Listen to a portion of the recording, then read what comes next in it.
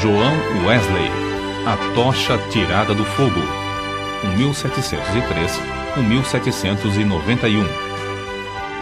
O céu, à meia-noite, era iluminado pelo reflexo sombrio das chamas que devoravam vorazmente a casa do pastor Samuel Wesley. Na rua, ouviam-se os gritos: "Fogo! Fogo!" Contudo, a família do pastor continuava a dormir tranquilamente, até que os escombros ardentes caíram sobre a cama de uma filha, Hattie. A menina acordou sobressaltada e correu para o quarto do pai. Sem poder salvar coisa alguma das chamas, a família foi obrigada a sair casa afora, vestindo apenas as roupas de dormir, numa temperatura gélida. A ama, ao ser despertada pelo alarme, arrebatou a criança menor, Carlos, do berço. Chamou os outros meninos, insistindo que a seguissem, e desceu a escada. João, porém, que então contava 5 anos e meio, ficou dormindo. 3 vezes a mãe, Susana Wesley, que se achava doente, tentou debalde subir a escada. 2 vezes o pai tentou, em vão, passar pelo meio das chamas, correndo. Sentindo o perigo, ajuntou a família no jardim, onde todos caíram de joelhos e suplicaram em favor da criança presa pelo fogo. Enquanto a família orava, João acordou e, depois de tentar descer pela escada, subiu numa mala que estava em frente a uma janela, onde um vizinho o viu em pé. O vizinho chamou outras pessoas e juntos conceberam o plano de um deles subir nos ombros de um primeiro enquanto um terceiro subia nos ombros do segundo até alcançarem a criança. Dessa maneira, João foi salvo da casa em chamas, apenas instantes antes de o teto cair com grande fragor. O menino foi levado pelos intrépidos homens que o salvaram para os braços do pai. "Cheguem, amigos!" clamou Samuel Wesley ao receber o filhinho. "Ajoelhemo-nos e agradeçamos a Deus. Ele me restituiu todos os meus filhos. Deixem a casa arder. Os meus recursos são suficientes." 15 minutos depois, casa, livros, documentos e mobiliário não existiam mais. Anos mais tarde, em certa publicação, apareceu o retrato de João Wesley e, embaixo, a representação de uma casa ardendo com as palavras: "Não é este um tição tirado do fogo?" Zacarias capítulo 3, versículo 2. Nos escritos de Wesley foi encontrada uma referência interessante acerca desse histórico sinistro. Em 9 de fevereiro de 1750, durante um culto de vigília, cerca das 11 horas da noite, lembrei-me de que era esse o dia e a hora, havia 40 anos, em que me tiraram das chamas. Aproveitei-me do ensejo para relatar a maravilhosa providência. Os louvores e as ações de graças subiram às alturas, e grande foi o regozijo perante o Senhor. Tanto o povo como João Wesley já sabiam naquele tempo por que o Senhor o poupara do incêndio. O historiador Lecky nomeia o Grande Avivamento como sendo a influência que salvou a Inglaterra de uma revolução igual a que, na mesma época, deixou a França em ruínas. Dos 4 vultos que se destacaram no Grande Avivamento, João Wesley era o maior. Jonathan Edwards, que nasceu no mesmo ano de Wesley, faleceu 33 anos antes dele. George Whitefield, nascido 11 anos depois de Wesley, faleceu 20 anos antes dele, e Carlos Wesley continuou o seu itinerário efetivo somente por 18 anos, enquanto João continuou durante meio século. Mas a biografia deste célebre pregador, para ser completa, deve incluir a história de sua mãe, Susana. De fato, é como certo biógrafo escreveu: "Não se pode traçar a história do grande avivamento do século passado, o 1700, na Inglaterra, sem dar uma grande parte da herança merecida à mãe de João e Carlos Wesley. Isso não somente por causa da instrução que inculcou profundamente aos filhos, mas por causa da direção que deu ao avivamento. A mãe de Susana era filha de um pregador. Esforçada na obra de Deus, casou-se com o eminente ministro Samuel Annesley. Dos 25 filhos desse enlace, Susana era a 24ª. Durante a vida, seguiu o exemplo da sua mãe, passando 1 hora de madrugada e outra à noite orando e meditando sobre as Escrituras. Pelo que escreveu certo dia, vê-se como se dedicava à oração. Que Deus seja louvado por todos os dias em que nos comportamos bem. Mas estou ainda descontente, porque não desfruto muito de Deus. Sei que me conservo demasiadamente longe dele. Anseio ter a alma mais intimamente ligada a ele pela fé e amor. João era o 15º rebento dos 19 filhos de Samuel e Susannah Wesley. O que vamos transcrever, escrito pela mãe de João, mostra como ela era fiel em ordenar a seus filhos e a sua casa depois dela. Gênesis, capítulo 18, versículo 19. Para formar a mente da criança, a primeira coisa é vencer-lhe a vontade. A obra de instruir o intelecto leva tempo e deve ser gradual, conforme a capacidade da criança. Mas o subjugar-lhe a vontade deve ser feito de uma vez, e quanto mais cedo, tanto melhor. Depois, pode-se governar a criança pela razão e piedade dos pais, até chegar o tempo de a criança poder também exercer o raciocínio. Acerca do casal Wesley e seus filhos, o célebre comentador da Bíblia, Adam Clarke, escreveu: Nunca li nem ouvi falar de uma família, não conheço e nem existe outra, desde os dias de Abrão e Sara, de José e Maria de Nazaré, a qual a raça humana deve tanto. Susannah Wesley acreditava que aquele que poupa a vara aborrece a seu filho. Provérbios, capítulo 13, versículo 24. E não consentia que seus filhos chorassem em voz alta. Assim, apesar de a casa estar repleta de crianças, nunca havia tempos tristonhos nem balbúrdia no lar do pastor. Um filho jamais ganhou coisa alguma chorando na casa de Susannah Wesley. Susannah marcava o 5º aniversário de cada filho como o dia em que deviam aprender o alfabeto, e todos, a não ser 2, cumpriram a tarefa no tempo marcado. No dia seguinte, a criança que completava 5 anos e aprendia o alfabeto começava o estudo da leitura, iniciando-o com o primeiro versículo da Bíblia. Os meninos no lar de Samuel Wesley aprenderam o valor que há em observar fielmente os cultos. Não há em outras histórias fatos tão profundos e atraentes como os que constam acerca dos filhos de Samuel e Susannah Wesley, pois antes de saberem ajoelhar-se ou falar, eram instruídos a dar graças pelo alimento, por meio de acenos apropriados. Logo que aprendiam a falar, repetiam a oração dominical de manhã e à noite, e eram ensinados também a acrescentar outros pedidos, conforme cada desejo em particular. Ao chegarem à idade própria, um dia da semana era designado a cada filho para conversar sobre as dúvidas e dificuldades. Na lista aparecem os nomes de João, para a quarta-feira, e o de Carlos, para o sábado. E para os filhos, o dia de cada um tornou-se precioso e memorável.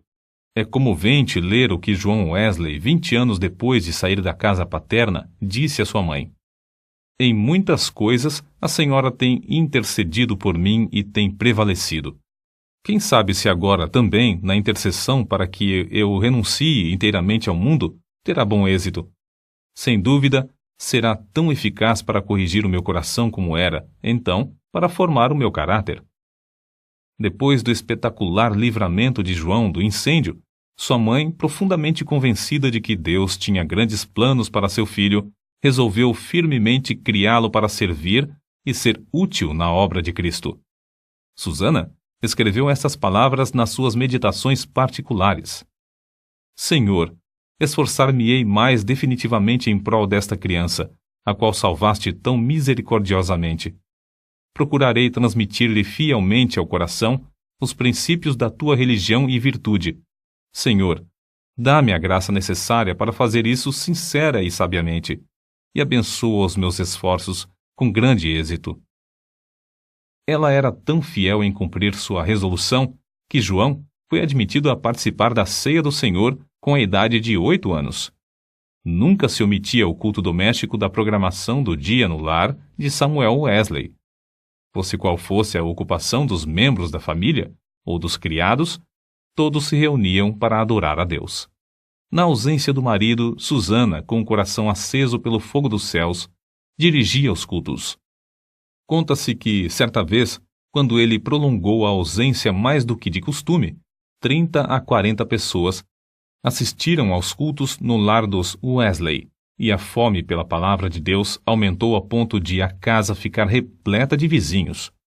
A família do pastor Samuel Wesley vivia rodeada de pobreza, mas pela influência do Duque de Buckingham, conseguiu um lugar para João na Charterhouse, em Londres.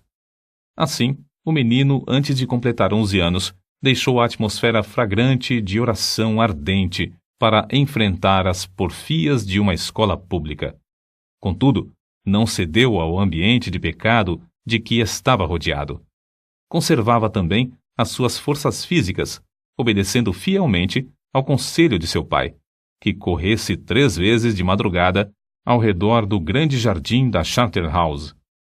Tomou como regra da sua vida, dali em diante, manter o vigor do corpo. Aos 80 anos, apesar de seu físico franzino, considerava coisa insignificante andar a pé 1,5 léguas para pregar. Conta-se um exemplo da influência que João exercia sobre seus colegas da Charterhouse. Certo dia, o porteiro sentiu falta dos meninos no terraço de recreio e foi achá-los em uma das salas, congregados em redor de João. Este contava-lhes histórias instrutivas, as quais atraíam-lhes mais do que o recreio. Acerca desse tempo, João Wesley escreveu: Eu participava de várias coisas que reconhecia como sendo pecado, embora não fossem escandalosas aos olhos do mundo. Contudo, continuei a ler as Escrituras e a orar de manhã e à noite. Baseava a minha salvação sobre os seguintes pontos. Primeiro, não me considerava tão perverso como o próximo. Segundo, conservava a inclinação de ser religioso. Terceiro, lia a Bíblia, assistia aos cultos e fazia oração. Depois de estudar 6 anos na Charterhouse, Wesley cursou em Oxford, tornando-se proficiente no latim, grego, hebraico e francês. Mas seu interesse principal não era o intelecto. Sobre esse assunto, ele escreveu: Comecei a reconhecer que a religião verdadeira tem a sua fonte no coração. Reservei 2 horas, todos os dias, para ficar sozinho com Deus. Participava da ceia do Senhor de 8 em 8 dias. Guardei-me de todo pecado, quer de palavras, quer de atos. Assim, na base das boas obras que praticava, eu me considerava um bom crente. João se esforçava para levantar-se diariamente às 4 horas. Por meio de anotações que registravam suas atividades cotidianas, conseguia dar conta de seu tempo para não desperdiçar um só momento. Continuou a observar esse costume até quase o último dia da sua vida. Certo dia, quando ainda jovem, assistiu a um enterro em companhia de um moço e conseguiu levá-lo a Cristo, ganhando assim a primeira alma para seu Salvador. Alguns meses depois, com a idade de 24 anos, e depois de um período de oração, foi separado para o diaconato. Enquanto estudava em Oxford, juntava-se a um pequeno grupo de estudantes para orar, estudar as Escrituras diariamente, jejuar às quartas e sextas-feiras, visitar os doentes e encarcerados e confortar os criminosos na hora da execução. Todas as manhãs e todas as noites, cada um passava 1 hora orando sozinho em oculto. Durante as orações, paravam de vez em quando para observar se clamavam com o devido fervor. Sempre oravam ao entrar e ao sair dos cultos na igreja. Mais tarde, 3 dos membros desse grupo tornaram-se famosos entre os crentes. Primeiro, João Wesley, que talvez tenha feito mais que qualquer outro para aprofundar a vida espiritual, não somente na época, mas também em nossos dias. Segundo, Carlos Wesley, que chegou a ser um dos mais espirituais e famosos escritores de hinos evangélicos. E terceiro, George Whitefield, que se tornou o comovente pregador ao ar livre. Naquele tempo, sentia-se a influência de João Wesley em muitas partes das Américas, e hoje ainda é sentida. Contudo, passou menos de 2 anos nesse continente, e isto durante o período de sua vida em que se achava perturbado por causa de dúvidas. Aceitou a chamada para pregar o evangelho aos silvícolas na colônia de Geórgia, desejoso de ganhar sua salvação por meio de boas obras. Pensou que vaidade e ostentação mundana não se encontrariam nas matas da América. Como era característico em sua vida, a bordo do navio em viagem à América do Norte, observava com outros de seu grupo um programa para não desperdiçar um momento durante o dia.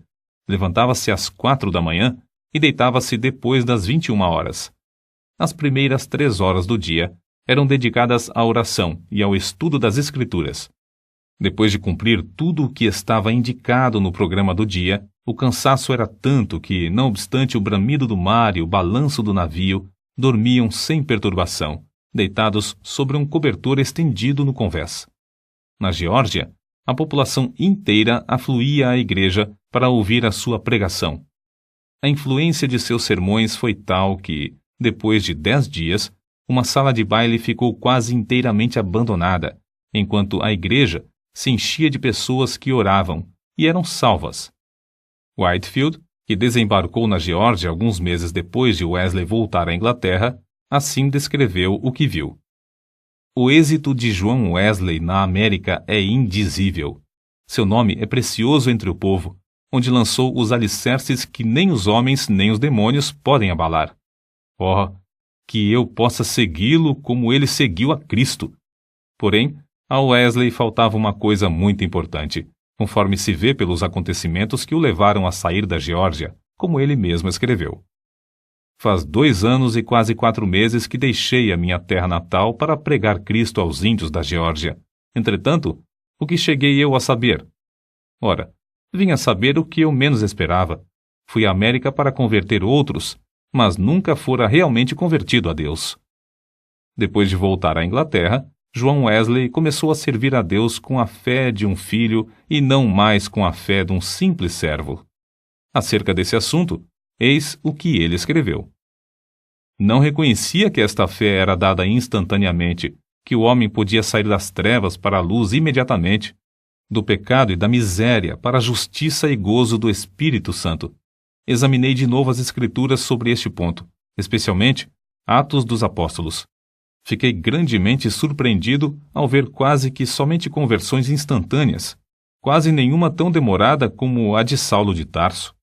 Desde então, começou a sentir mais e mais fome e sede de justiça, a justiça de Deus pela fé. Fracassara na sua primeira tentativa de pregar o Evangelho na América porque, apesar de seu zelo e bondade de caráter, o cristianismo que possuía era uma coisa que recebera por instrução. Mas a segunda etapa de seu ministério destacou-se por um êxito fenomenal. E porque o fogo de Deus ardia na sua alma, chegara a ter contato direto com Deus através de uma experiência pessoal. Relatamos aqui, com suas próprias palavras, o episódio no qual o Espírito testificou ao seu espírito que era filho de Deus e que veio transformar completamente a sua vida. Eram quase 5 horas, hoje, quando abri o Novo Testamento, e encontrei estas palavras. Ele nos tem dado grandíssimas e preciosas promessas para que, por elas, fiqueis participantes da natureza divina. Segunda carta de Pedro, capítulo 1, versículo 4. Antes de sair, abri mais uma vez o Novo Testamento, para ler estas outras palavras. Não estás longe do reino de Deus. Marcos, capítulo 12, versículo 34. À noite, senti-me impelido a assistir em Aldersgate. Senti o coração abrasado. Confiei em Cristo, somente em Cristo, para a salvação. Foi-me dada a certeza de que Ele levara os meus pecados e de que me salvara da lei do pecado e da morte. Comecei a orar com todas as minhas forças e testifiquei a todos os presentes do que sentia no coração. Depois dessa experiência em Aldersgate, Wesley aspirava a bênçãos ainda maiores do Senhor, conforme ele mesmo escreveu. Eu suplicava a Deus que cumprisse todas as suas promessas na minha alma. O Senhor honrou este anelo, em parte, não muito depois, enquanto eu orava com Carlos, Whitefield e cerca de 60 outros crentes, em Fetter Lane. São de João Wesley também estas palavras. Cerca de 3 horas da madrugada, enquanto perseverávamos em oração, Romanos capítulo 12, versículo 12, o poder de Deus nos sobreveio de tal maneira que bradamos impulsionados de grande gozo, e muitos caíram ao chão. A seguir, ao passar um pouco o temor e a surpresa que sentimos na presença da majestade divina, rompemos em uma só voz. Louvamos-te, ó Deus! Aceitamos-te como Senhor. Essa unção do Espírito Santo dilatou grandemente os horizontes espirituais de Wesley. O seu ministério tornou-se excepcionalmente frutuoso, e ele trabalhou ininterruptamente durante 54 anos, com o coração abrasado pelo amor divino. Um pastor prega, em média, 100 vezes por ano, mas João Wesley pregou cerca de 780 vezes por ano, durante 54 anos. Esse homenzinho, de apenas 1,66 m de altura e pesando menos de 60 quilos, dirigia-se a grandes multidões e sob as maiores provações. Quando as igrejas lhe fecharam as portas, levantou-se para pregar ao ar livre. Embora enfrentasse a apatia espiritual quase geral dos crentes, a par de uma onda de devassidão e crimes no país inteiro, multidões de 5.000 a 20.000 afluíam para ouvir seus sermões. Tornou-se comum, nesses cultos, os pregadores acharem-se tão angustiados que gritavam e gemiam. Se materialistas célebres, tais como Voltaire e Thomas Paine, gritaram de convicção ao se encontrarem com Deus no leito de morte, não é de admirar que centenas de pecadores gemessem, gritassem e caíssem ao chão como mortos, quando o Espírito Santo os levava a sentir a presença de Deus. Multidões de perdidos, assim, tornavam-se novas criaturas em Cristo Jesus nos cultos de João Wesley. Muitas vezes, os ouvintes eram levados às alturas de amor, gozo e admiração. Recebiam também visões da perfeição divina e das excelências de Cristo, até ficarem algumas horas como mortos. Ver Apocalipse capítulo 1, versículo 17. Como todos os que invadem o território de Satanás, os irmãos Carlos e João Wesley tinham de sofrer terríveis perseguições. Em Moorfield, os inimigos do Evangelho acabaram com o culto, destruindo a mesa em que João subira para pregar, e o insultaram e maltrataram. Em Sheffield, a casa foi demolida sobre a cabeça dos crentes. Em Wednesbury, destruíram as casas, roupas e móveis dos fiéis, deixando-os desabrigados, expostos à neve e ao temporal. Diversas vezes, João Wesley foi apedrejado e arrastado como morto na rua. Certa vez, foi espancado na boca, no rosto e na cabeça até ficar coberto de sangue. Mas a perseguição por parte da igreja decadente era sua maior cruz. Foram denunciados como falsos profetas, paroleiros, impostores arrogantes, homens destros na astúcia espiritual, fanáticos, etc. Ao voltar para visitar Epworth, onde nascera e se criara, João assistiu no domingo aos cultos da manhã e da tarde na igreja onde seu pai fora fiel pastor durante muitos anos, mas não lhe foi concedida a oportunidade de falar ao povo. Às 18 horas, em pé sobre o monumento que marcava o lugar em que enterraram seu pai, ao lado da igreja, Wesley pregou ao maior auditório jamais visto em Epworth, e Deus salvou muitas almas. Qual a causa de tão grande oposição? Entre os crentes da igreja dormente, alegava-se que eram as suas pregações sobre a justificação pela fé e a santificação. Os descrentes não gostavam dele porque levou o povo a se levantar para cantar hinos às 5 da madrugada. João Wesley não somente pregava mais que os outros pregadores, mas os excedia como pastor, exortando, confortando os crentes e visitando-os de casa em casa.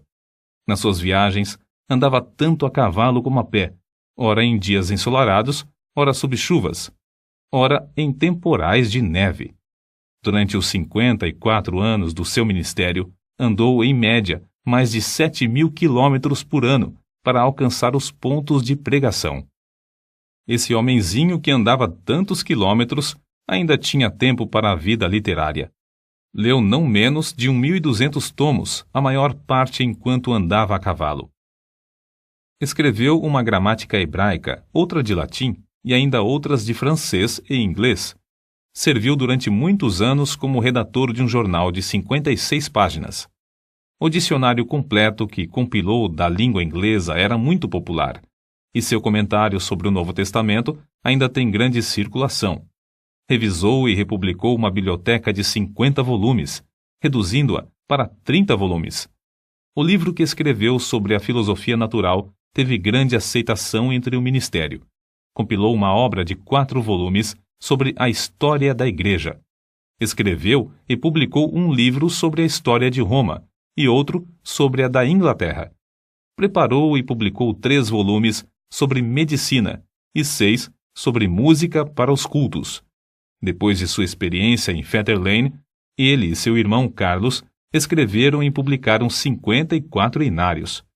Disse que, ao todo, escreveu mais de 230 livros. Esse homem de físico franzino, ao completar 88 anos, escreveu: "Durante mais de 86 anos, não experimentei qualquer debilidade de velhice. Os olhos nunca escureceram, nem perdi o meu vigor." Com a idade de 70 anos, pregou a um auditório de 30.000 pessoas, ao ar livre, e foi ouvido por todos. Aos 86 anos, fez uma viagem à Irlanda, onde, além de pregar 6 vezes ao ar livre, pregou 100 vezes em 60 cidades. Certo ouvinte assim se referiu a Wesley: "Seu espírito era tão vivo como aos 53 anos, quando o encontrei pela primeira vez." Atribuiu a sua saúde aos seguintes fatores: primeiro, ao exercício constante e ar fresco; segundo, ao fato de nunca, mesmo doente ou com saúde, em terra ou no mar, haver perdido uma noite de sono desde o seu nascimento, o que não o impedia de participar das vigílias na igreja. Terceiro, a habilidade de dormir de dia ou de noite ao sentir-se cansado. Quarto, ao fato de, por mais de 60 anos, ter o hábito de levantar-se às 4 horas da manhã. Quinto, ao costume de sempre orar às 5 da manhã, durante mais de 50 anos. Sexto, ao fato de quase nunca sofrer de dor, desânimo ou preocupações durante a vida inteira. Não nos devemos esquecer da fonte desse vigor que John Wesley manifestava. Passava 2 horas diariamente em oração, e muitas vezes mais. Certo crente que o conhecia intimamente assim escreveu acerca dele: "Considerava a oração a coisa mais importante da vida, e eu o tenho visto sair do quarto com uma serenidade de alma visível no rosto até quase brilhar." A qualquer história da vida de John Wesley faltará o ponto principal, se não se fizer menção dos cultos de vigília que se realizavam uma vez por mês entre os crentes. Esses cultos se iniciavam às 20 horas e continuavam até depois da meia-noite, ou até cair o Espírito Santo sobre eles. Baseavam tais cultos sobre as referências no Novo Testamento acerca de noites inteiras passadas em oração. Foi assim que alguém se referiu ao sucesso. Explica-se o poder de Wesley pelo fato de ele ser homo unius libri, isto é, um homem de um livro, e esse livro é a Bíblia. Pouco antes da sua morte, escreveu: "Hoje passamos o dia em jejum e oração para que Deus alargasse a sua obra. Só encerramos depois de uma noite de vigília, na qual o coração de muitos irmãos foi grandemente confortado." No diário de John Wesley, há diversas anotações sobre oração e jejum. Entre outras coisas, ele escreveu o seguinte: "Enquanto cursava em Oxford, jejuávamos às quartas e às sextas-feiras, como faziam os crentes primitivos em todos os lugares." Escreveu Epifânio: "Quem não sabe que o jejum das quartas e das sextas-feiras é observado pelos crentes do mundo inteiro? Não sei por que eles guardavam esses 2 dias, mas é boa a regra. Se lhes servia, também me serve. Contudo, não quero dar a entender que o único tempo de jejuar seja esses 2 dias da semana, porque muitas vezes é necessário jejuar mais do que 2 dias. É necessário permanecer sozinho e na presença de Deus enquanto jejuamos e oramos, para que Deus possa mostrar-nos a sua vontade e dar-nos direção. Nos dias de jejum, devemos afastar-nos o mais possível de todo o serviço, de fazer visitas e das diversões, apesar de essas coisas serem lícitas em outras ocasiões." Seu gozo em pregar ao ar livre não diminuiu na velhice. Em 7 de outubro de 1790, pregou pela última vez fora de casa sobre o texto: "O reino de Deus está próximo. Arrependei-vos e crede no Evangelho." Consta em sua biografia que a palavra manifestou-se com grande poder e as lágrimas do povo corriam em torrentes. Um por um, seus fiéis companheiros de luta, inclusive sua esposa, foram chamados para o descanso, mas John Wesley continuava a trabalhar. Com a idade de 85 anos, seu irmão Carlos foi chamado pelo Senhor. E João sentou-se perante a multidão, cobrindo o rosto com as mãos, para esconder as lágrimas que lhe corriam pelas faces. Seu irmão, a quem amara tanto durante tão longo tempo, havia partido, e ele, agora, tinha de trabalhar sozinho. Em 2 de março de 1791, com a idade de quase 88 anos, completou a sua carreira terrestre. Durante toda a noite anterior, não cessaram em seus lábios o louvor e a adoração, pronunciando estas palavras: as nuvens destilam a gordura. Sua alma saltou de alegria com a antecipação das glórias do lar eterno e exclamou: o melhor de tudo é que Deus está conosco. Então, levantando a mão, como se fosse o sinal da vitória, novamente repetiu: o melhor de tudo é que Deus está conosco. Às 10 horas da manhã, enquanto os crentes rodeavam o leito em oração, ele disse: adeus. E assim passou para a presença do Senhor. Um crente que assistiu à sua morte assim relatou o ato: a presença divina pairava sobre todos nós. Não existem palavras para descrever o que vimos no seu semblante. Quanto mais o fitávamos, tanto mais víamos parte dos indizíveis céus. Calcula-se que 10.000 pessoas passaram em desfile diante do ataúde para ver o rosto que ainda retinha um sorriso celestial. Por causa das grandes massas que afluíram para honrá-lo, foi necessário enterrá-lo às 5 horas da manhã. João Wesley nasceu e criou-se em um lar onde não havia abundância de pão. Com a venda dos livros de sua autoria, ganhou uma fortuna, com a qual contribuía para a causa de Cristo. Ao falecer, deixou no mundo 2 colheres, uma chaleira de prata, um casaco velho e dezenas de milhares de almas, salvas em épocas de grande decadência espiritual. Em Epworth, a tocha foi arrebatada do fogo. Em Aldersgate e Fetter Lane, começou a arder intensamente e continua a iluminar milhões de almas no mundo inteiro.